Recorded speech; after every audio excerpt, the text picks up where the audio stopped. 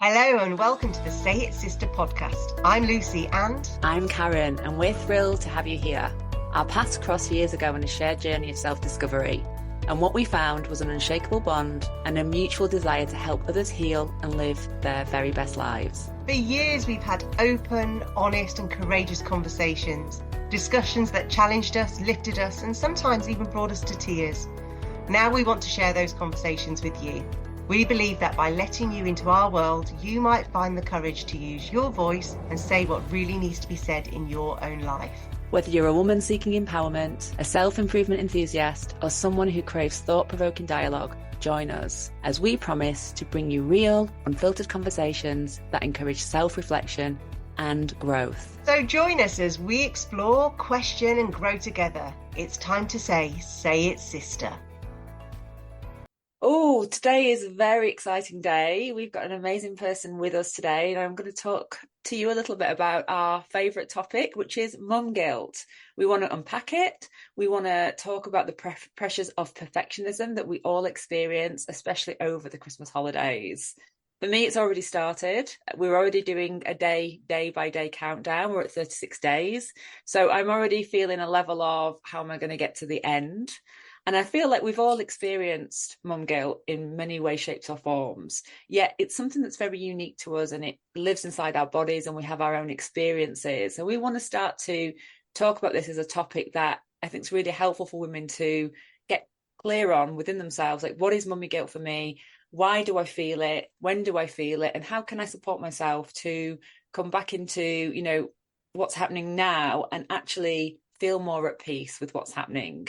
So today's guest is called Leela Green. She is a mum guilt extraordinaire. She's a mum of 3 boys who are 2 years old. She's written books. She's a coach and specifically has a model that helps women overcome mum guilt at Christmas and beyond. And she's also going to share some of her own horror stories of the Christmas period. So welcome to this space. Welcome to Say It Sister. We are so grateful to have you here. And we just want to hear all about you, and I know Lucy's going to also bring in her side of it because you two know each other really, really well. So welcome. Yeah, it's so good to see you because we haven't actually spoken for a couple of years now, and actually the last time we did speak was at the Business Book Awards, and you had a rather large bump, which then turned into these 3 amazing little boys that you've now got.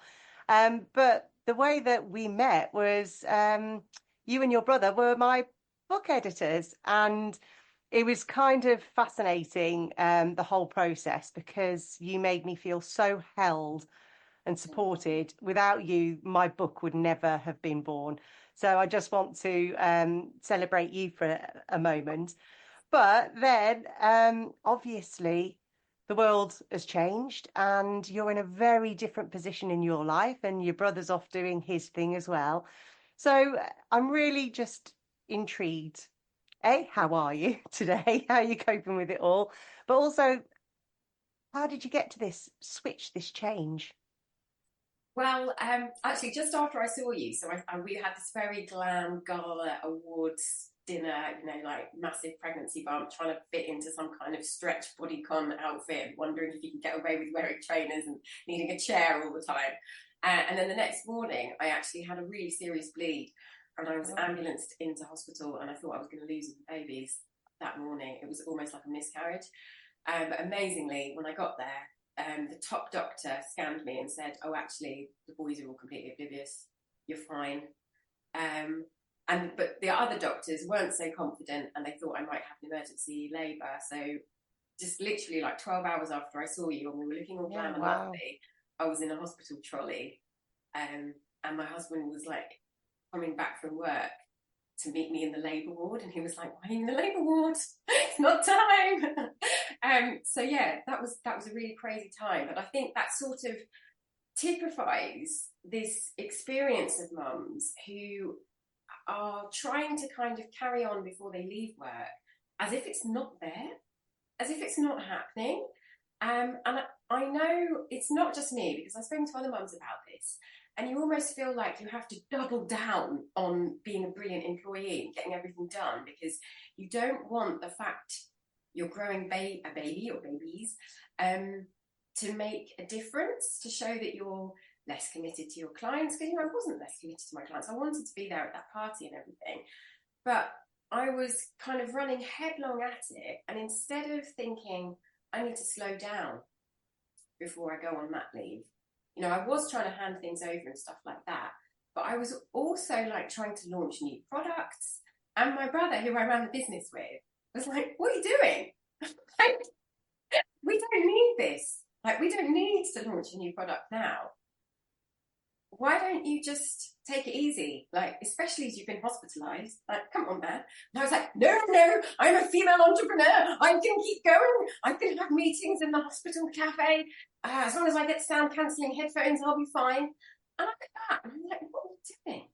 I think as well, just to say, like, being pregnant can be very stressful because you know, there's many reasons why it's stressful, but also that fear of, you know, is everything okay with my baby inside, or babies in your situation can be terrifying. And I feel like, so, I mean, I certainly had I was diagnosed with PTSD when I was pregnant. So for me, it was like a majorly scary time, and beautiful as well, because my baby was growing. But I definitely knew that I had to sort of take care of myself in a different way, because I was really scared that I was going to lose her, because I'd already miscarried her twin. So I sort of did approach this from a place of taking care of myself. And at the same time, I think we just we tell ourselves that we have to push through to get to, you know, the place of having our baby or whatever it might be in life. And, you know, it's just so important, isn't it, to just listen on the inside and acknowledge that we're actually not just carrying life, but we're carrying ourselves on this journey of like getting into having our babies. It's huge. I've got to say, I was just like Leila. I powered on through, and with my first, I was doing an hour's commute at the M42 every day, and I remember a week before my maternity leave was supposed to start, I got such a pain in my shoulder because obviously not only am I carrying all the weight, but trying to drive, you know, in a car with this huge bump in front of me, everything was just misaligned. And it took me weeks to actually go to the doctor. And when I got there, they said, we're going to sign you off for a week. I was like, no, you can't, because in another week I'm going on maternity leave. They were like, Lucy, what are you doing? So they signed me off, and I felt so guilty about going back just for one more week and then going off for another year. And it was guilt. It was guilt because for me, I was letting down my colleagues. What would they think of me? I'm a strong, independent woman. Periods and babies don't stop me. And I'm just like, now, you know, 16, 17, 18 years later, I'm like, what on earth was I thinking? I know, but it's when you're in it, you can't see it. I think you're so deep in it, and especially if you're a woman whose career has been a really central part of your identity. And, you know, we're ambitious, we want to achieve things, we want to launch things, we want to do things. Like, I can't switch that off. Even now, I can't switch that off. Like, that's just in me. But it wasn't until I actually became a mum that I realized I'd been ignoring my body. Like, my body had been giving me signals like, you need to rest, you need to slow down, you need to stop, you need to do this, or you're hungry, you're thirsty, or even, you know, when we're at our desk all day just getting up to go to the loo, we don't do it because it's like, oh, I've just got to finish, oh, and then I just got to check Instagram, and it's like, oh, you know, we're not even doing, like, I wasn't even doing the basics of like eating, drinking, and going to the toilet in my early years of entrepreneurship, where you're in startup mode, and it really is every minute counts, you know, all hands to the pump. We're desperate for every sale. We've really got to push everything. I sort of stopped being a human being in that phase.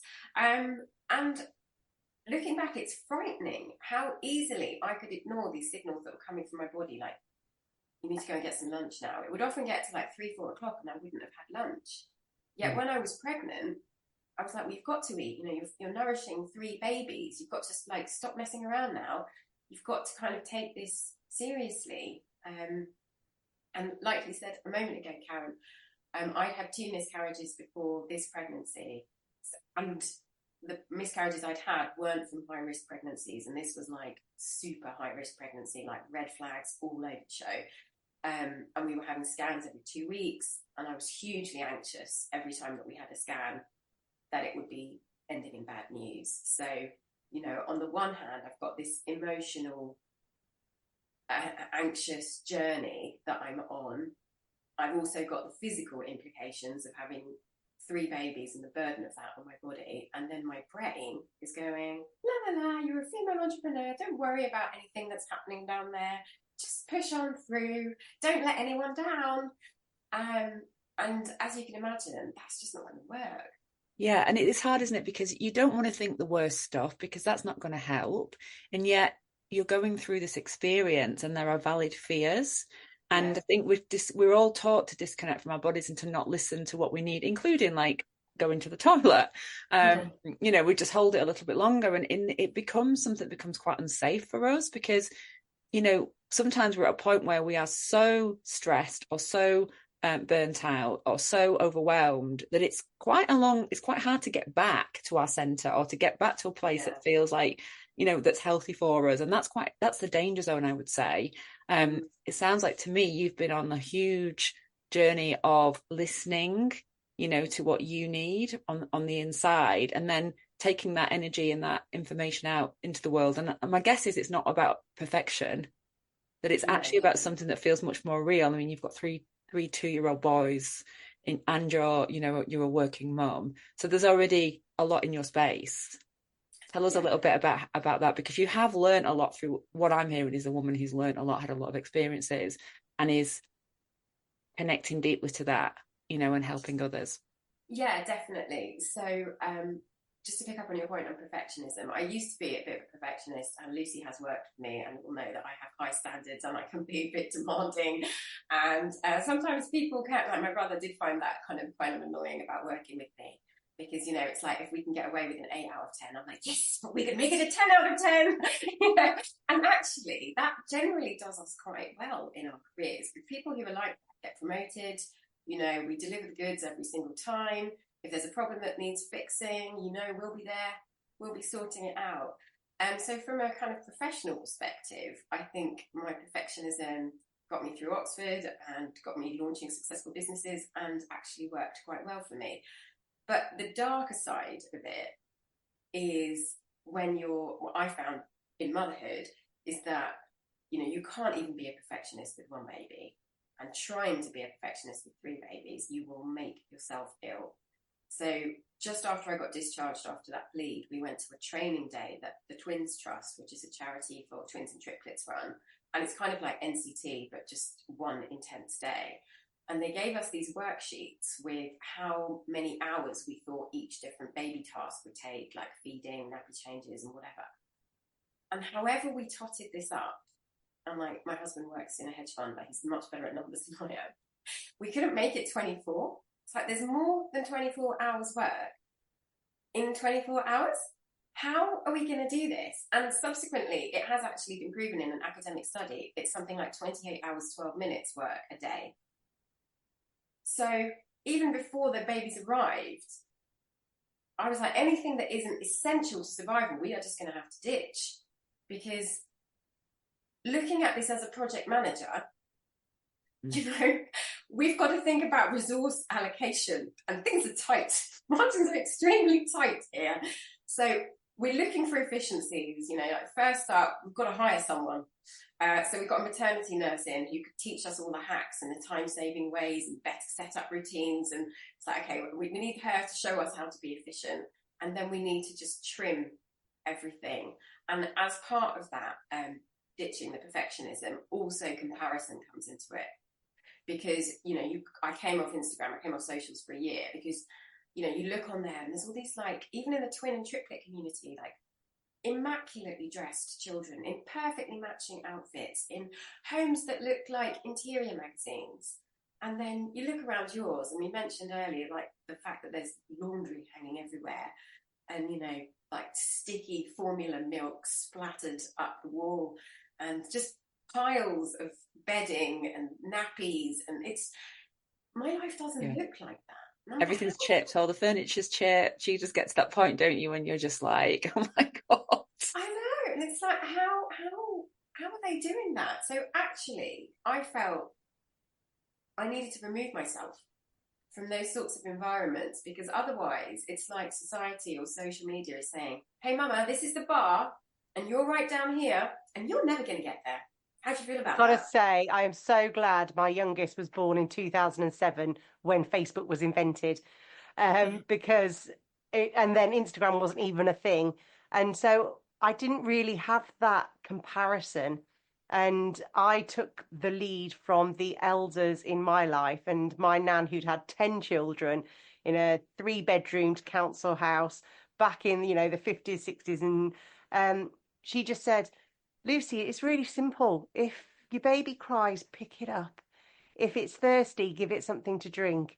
Um, you know, take it outside for a walk because, it'll be stimulated and you can just have some headspace.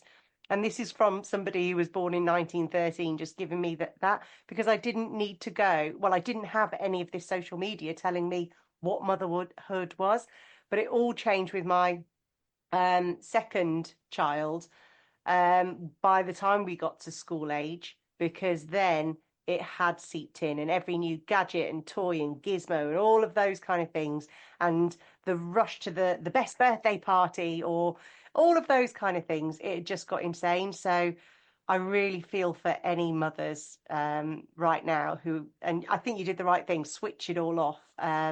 But I don't think many people are strong enough to do that because, after all, that's how they do their own bragging rights of look how well I'm doing. And Well, it's I a think form of also connection. it's quite a lonely time, and when you're not actually socializing, like you don't actually go and see your friends because you can't, but you just happen to be up at 4 a.m. breastfeeding. It's very easy to just kind of grab your phone, and that's sort of a faux proxy for friendship, even though it's not at all, and it's actually something that leaves you feeling much poorer than when you picked up your phone. I think that's in that new mum phase, it can easily happen just because you're not really having those conversations with elders or with friends so much because you're just up in the middle of the night trying to pass the time. You're in your little bubble, aren't you? And you're reaching for things in a way. And I understand how I certainly was like you, breastfeeding in the night and, would be on social media because I got married when my child was 6.5 months old. And so I was literally thinking, oh, well, I've got bridesmaid dresses to order. And I look back now and I was like, I'm glad I got married, but it was not the right time for me to take on, like a commitment of a wedding day. Oh yeah. So when I think back to that time, I just think about the madness of it because there was so many different dimensions going on. And I didn't really give myself permission to readdress what I might actually really need in the moment, as opposed to what, continuing with a plan that had been made before. So it was kind of a crazy, crazy time. And I feel like when we are mums, especially in the new phase, we don't really know. We know we've changed. We've had a life-changing experience. We don't really know who we are. So we're a little bit like in no man's land. And then, you're caring for your baby or your babies, and it is so encompassing that we're a little bit like, what's happening to me? What's happening to me? And we focus on the immediates. The survival mechanic kicks in. We can't really think beyond that. You're vulnerable in that phase because, you want to do the best for your child. That's what mum guilt feeds on. It feeds on our desire to be a good mum and to do the best for our children, which is obviously like primal and inbuilt in all of us. But when you're kind of exhausted, and I think, well, I'm only talking about my experience, but probably for your first child, particularly when you don't feel like you know what you're doing, you're very vulnerable to influence and persuasion, and not just from social media, but also from mother-in-laws, from, people, health visitors, midwives, they're all telling me what I should be doing. And they've got no clue. It's like to try and look after 3 babies on your own, like every 24 hours, and do 24 feeds on your own every 24 hours. This advice they're giving me is just nonsensical. So I think that's why, for me, I reached this sort of enlightenment point earlier than many other mothers, because it was just not going to work. And I was given a book by a friend of mine. It was like what your baby should be doing every week, which she had found helpful, and she's trying to be helpful. But because my babies were so premature and had all sorts of complications, they were just way off these milestones. And actually reading this book every week just made me feel really bad. Like, it made me feel like they were failing, that I was failing them, that it didn't make me feel optimistic about their health and their future. So I just stopped reading the book. And I think, it was like that with all of the narrative, the advice, the stuff that's out there wasn't written for a mum with premature triplets. So me trying to say, oh, well, that's the gold standard of what life should be like with a, say, 6-week-old baby, and I'm like right down here. And it just doesn't make you feel good when you've got that high expectation and you've got that low reality. You're stuck in this gap of not good enough. And it doesn't help me and it doesn't help my babies. So I actually just found it much more useful to kind of to do my own thing and to do it my own way. And obviously people come along all the time and say, oh, you should be doing this, you should be doing that. But actually, when you're kind of making aligned decisions and say, no, actually, this is just what works for me. I know it's an unpopular, I know I'm an outlier with this view, which I am on many things, but this is just what works for me. So, you know, I haven't asked for your opinion. Moving forward. It's I hear that, I mean, it's that idea of alternative as well. Like there are other ways to do things and you're finding the other way. And I suppose there's lots of like mums out there that want to find the other way too, you know, because your experience is valid, because the fact that you've experienced it mean that many other women are experiencing it. And so, you know, we don't have to speak to everyone in the world, but it's like the people who think, well, hold on, do I want to read the baby books? Do I want to compare my child to a book? No, I don't. Do I want to keep torturing myself on the inside and go for something that's not realistic? No, I don't. You know, and there you are, you know, here you are in the gap, holding the space for that, which is so important because it gives women permission to be able to say, that doesn't work for me. But actually, so what is going to work for me? And I think we need our inner guides to work inside of us, but we also do need people that are willing to stand on, you know, a platform and say, you know, there are other ways and I've developed something for you. So talk to us about what women can do, you know, if they're dealing with mummy guilt. We're going to talk about Christmas in a little while. That's why we're all dressed, you know, in Christmas gear. So just to let everyone know. Yeah, more generally, this is just what I wear. No, more generally, I think, like you were saying, those books and things like that really can be toxic. And actually, prior to actually my children being born, there were apps, like, I can't even remember what it was called, but there's an NHS version of it where they compare your fetus or your embryo size to a fruit or vegetable every week. And like, it seems kind of sweet or twee. Like, I remember my friend texting me, oh, my baby's the size of a raspberry. But actually, my babies were so small. Every scan we had, they were off the chart. Like, they were, you know, they were not in the normal growth development. So even those apps I ditched early on, because, like, you know, the app would be like, oh, your baby's the size of a sweet potato. Well, how big is a sweet potato? You know? And then actually, when you go to your scan and they say, oh, they're measuring at, you know, 7 mils or whatever, you're like, well, that's not the size of a sweet potato. So all of these things are really unhelpful. So in terms of kind of mum guilt generally, I think expectations are the main problem. There are huge expectations on mums today. And I think what's happening is when there's so many external expectations in society about what a mum should look like, what a mum should be able to do, what a mum's career should be like, what their body should be like, you know, everything. Even if we don't consciously agree with these things, we end up internalizing them. And then we place those expectations upon ourselves. We just kind of absorb them, even if we don't actually agree with them. So the first thing to do is just to kind of accept your reality rather than go for the expectations. So acceptance is a huge part of Buddhism. It sounds really simple, but it's actually quite hard. But, you know, sometimes you're not going to be able to go traveling on mat leave if you've got 3 babies. Like, that might have been my expectation, right? But now I've got to peg it down because I've got to accept that actually even getting 3 babies ready to go in the pram can take 45 minutes.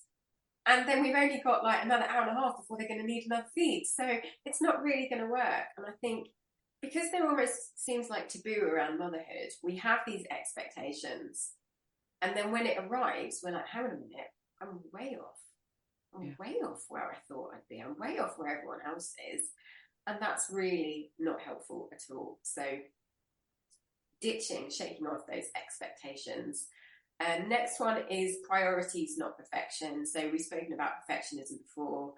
I think it's something we need to be aware of, because even when we think we're not being perfectionists, it flares up and we start thinking, oh, you know, a good mum should take their kids to see Santa or whatever. And it's like, well, what if you can't? What if it's too much? Like, what if you've got limited time? And it's much more important to prioritize rather than to be perfect, and to prioritize for you, not what your mother-in-law thinks is important, not what social media is telling you is important, but actually, what matters to you. And if that might be music, perhaps you're from a musical family and getting your kid to a music class once every 2 weeks is all you're going to put your energy into, then that's fine. Like, don't worry about the other things. But I think when people are kind of out of alignment, they're using other people's values and other people's priorities, and then it can just get really exhausting. So actually, what's important to you? So the state of my house is not a priority. I have a cleaner a couple of times a week, but it's still awful. And it has been since I've become a mother. And I'm okay with that. Because, I would rather cook the boys proper food from scratch and have a kitchen that's trashed than give them packets. And I'm nothing against people who are choosing packets, but that's just my choice. So, everything you're saying yes to, you're also saying no to something else, and being aware of that. Next is about compassion. There is not enough compassion. There's not enough self-compassion. There's not enough compassion for other mums who are doing their best. There is too much comparison and too much judgment. And this could be, I've had comments from people when I'm just walking down the street, I've been trolled. Like, I really think as a community, as a sisterhood, there needs to be a lot more compassion. Everyone, no matter what their situation, is doing their best. Okay, they might have taken a different path to you. They might have chosen something completely different. They might not have the resources to do the things that other people on social media are doing. Just got to say it, sister. That is absolutely the truth. I know, but we just need we need a lot more compassion, because some of the meanest comments I've had in articles that have been written about me and on social media have come from other mums. Like, what is that about? And these are not mums that know what it's actually like to look after 3 babies all day long. Yeah, and when there is, like when somebody stands up and talks about things from a heart place, it can be quite threatening. And Definitely. So this is when, the trigger points come in. And I feel like unless we do our own personal work and, as we become mums, we are going to get triggered by things, and things are going to happen, and it's not going to go to plan. And then we have to go in and do our own personal work so that we can be out in the world from a much more kinder, compassionate and together place. Otherwise, we're coming from trigger points all the time. Yeah. And that is a threat on the inside of the body. So we're having this experience, oh my God, I'm so triggered. And I think there's not enough space and time for people to just go, hold on a minute. I just need to stop, and I need to take care of myself so that I don't, respond in a really awful way to someone, because what's that going to do? It's so unkind. And yet you've got triggered people, responding to their own triggers. it's, so that compassionate place is really, really important. I don't think we can say that too many times, to actually say, we don't know until you walk in somebody else's shoes. You don't know what that person is going through. I think we're all ultimately doing the best that we can. But you're always going to, it's that kind of place of tension. And we know that fighting is going to create more war. So there has to be a different response mechanism. So that's what I'm hearing. And I just want to say, I'm sorry that you've had that response as well, because it's so unfair, really, ultimately. Yeah. And it's an internal and an external thing. I think, people that are probably more compassionate to themselves are probably more compassionate to me and other mums as well. And it's people who are probably giving me a really hard time. They're probably giving themselves a really hard time as well. And I think the fact that I'm quite vocal about the fact that I take care of myself, I make time to go to the gym. I had a nanny when they were younger so that I could sleep, and so that I could go to the gym and do a yoga class, that I could make sure that my needs were met. My battery was topped up enough that I felt ready to come back and do another 24 hours of this. People felt really triggered by that. Like, a good mum shouldn't be out at the gym. A good mum, you should be able to do it all without help. All of this stuff, it's triggering for people, because I'm like, oh, I'm not doing it like you. I'm looking after myself. And that means, I have to say that it doesn't, it almost amplifies as the children grow up. So You'll go through the whole nursery school process, and then you'll start the meeting people at the school gates. And I was the working mum at the time, and you had the mums who were able to go and pick them up before and after school and do that, whereas I wasn't. I was there turning up in my suit, sort of like kicking them out of the car as I then sped to work, and I felt such guilt about that. And that then I started volunteering for the PTA just so that I could feel like I am a good mum. Look, I show up for these things. And then you go through that whole stage of getting them into the right high schools. Then it gets into the stage of they have all these different clubs, and then you've got limited time, limited resources. But do you mean you don't do ballet, and you do gymnastics, and you do brownies, and you do this, and next weekend they'll be climbing Mount Snowdon? What do you mean you haven't got time? All of this stuff goes on and on and on. And then the judgment when it comes to GCSE time. Oh, so what did your children get? What grades? Oh, I'm so super proud of Johnny. A stars all over the place. Oh. It continues and it continues. And it takes that real strength to be able to say, yeah, but I know my child. I know, my household, our values. They're thriving. They're doing great. And so I'm going to take us into that segue of the Christmas, because honestly, I've done 18 Christmases now. No, 20 Christmases. Oh my Lord. And every time it gets to about this time of year, and the guilt, the pressure that women tend to put themselves under, it gets ramped up. And Karen and I were chatting about this, and I remember thinking, well, where was this rule book that it's the mums that do all the shopping, all the organising, all the wrapping, making sure that you're getting that right item and getting them to the nativity and to this party where are the dads usually going out on Christmas Eve, scrambling to get the last minute items and then just imagine it to happen? And so I'm like really curious about, you're in year 2, second Christmas. Yeah. You've got Karen who's there in your 5th, 6th Christmas. And I have to say, my husband does all the you? shopping. Oh, wow. You've got it I have sorted. mum guilt because I do nothing on Christmas Day. But the amount of work that I do in the build up to Christmas Day is intense. So I kind of go, when I get into mum guilt, I kind of go, hold on a minute, just get the balance and scales out here. Because presents, parties, events, pantos is all done by me, but then my husband will do all the food shopping, get it all sorted, do the Christmas dinner. And I've never made a Christmas dinner in my entire life, and I don't plan to start doing one ever. So I have a little bit in there, but then I can justify it to myself and go, it doesn't really matter. He loves cooking, you don't. It's a good deal. Yeah, you don't need to justify anything. So I've got a 3-part model, and I'll just run through it now. So it's ELF. So the first one is eliminate the unnecessary. And I think Christmas is a time where people think more is more. And you see them, even in the supermarkets, filling their trolleys with like multiple versions of the same thing. It's like people kind of lose their minds. And we think like we need to try and do 8 side dishes, even though we've only got a conventional oven and it's never going to fit. And there's this sort of like frenzied mania of like more is more. And I think it's like the prioritizing piece. Like actually, what is important to you? Like perhaps you're going to have one Christmas family outing. Like what would that be? What would be great? Do you want to go ice skating, or do you want to go to panto?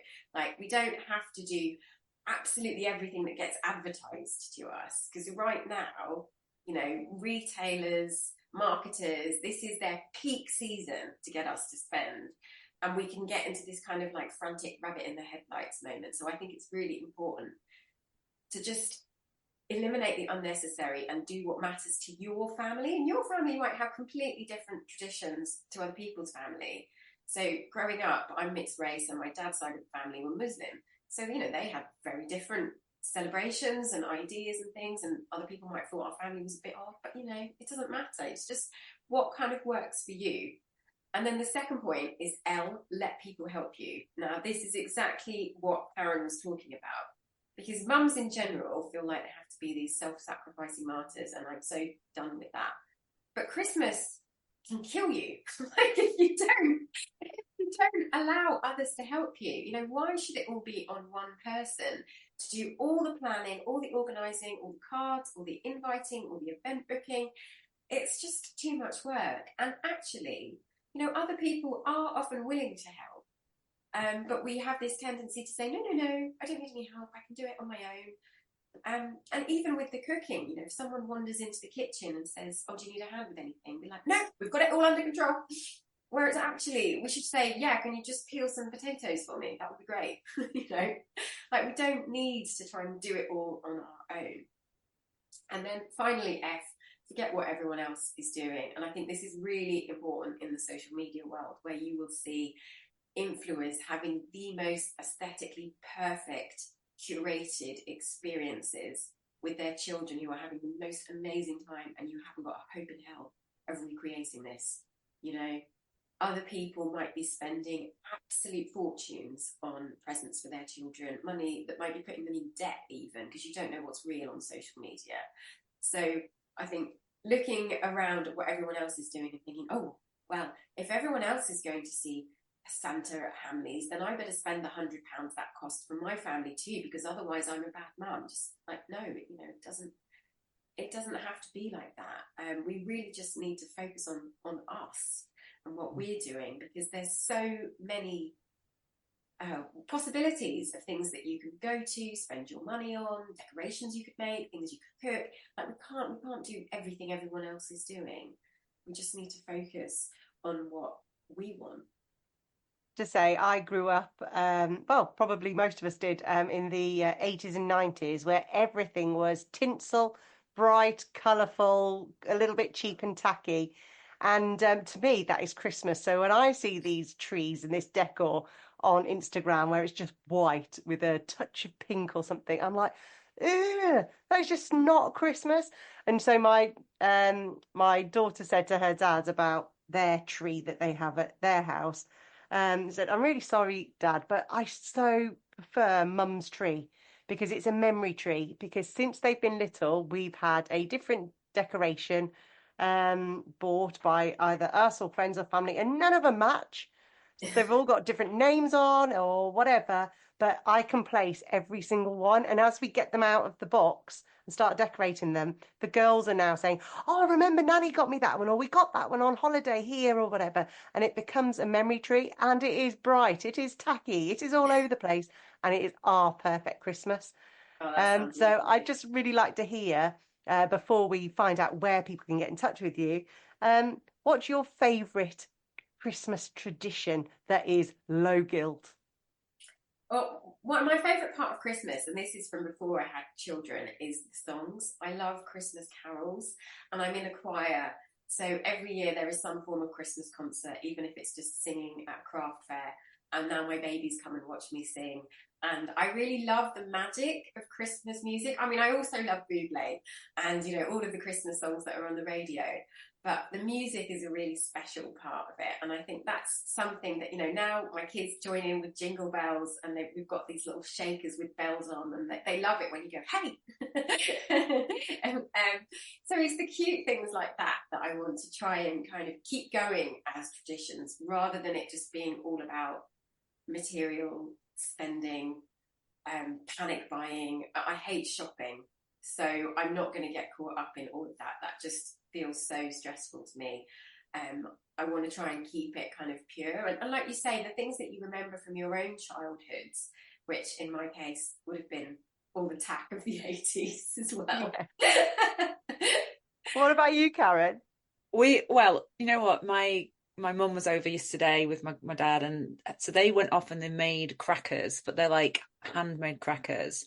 And I'm not supposed to know about it, but I've known for ages because Catalina cannot keep a secret. So, and then they're doing all this, like, we're going to do the crackers thing. So the whole thing has been quite sweet. And then Catalina's hidden these crackers underneath her bed. So I've seen them as I walk into a room. She's put a sign outside the door saying, please do not come in or else I'll call the police. So it's just been becoming this really entertaining thing, and it's the first time they've done it. And then she showed me one, and they're the best things ever. They've got like photographs on them of us. Like I've got one, Richard's got one.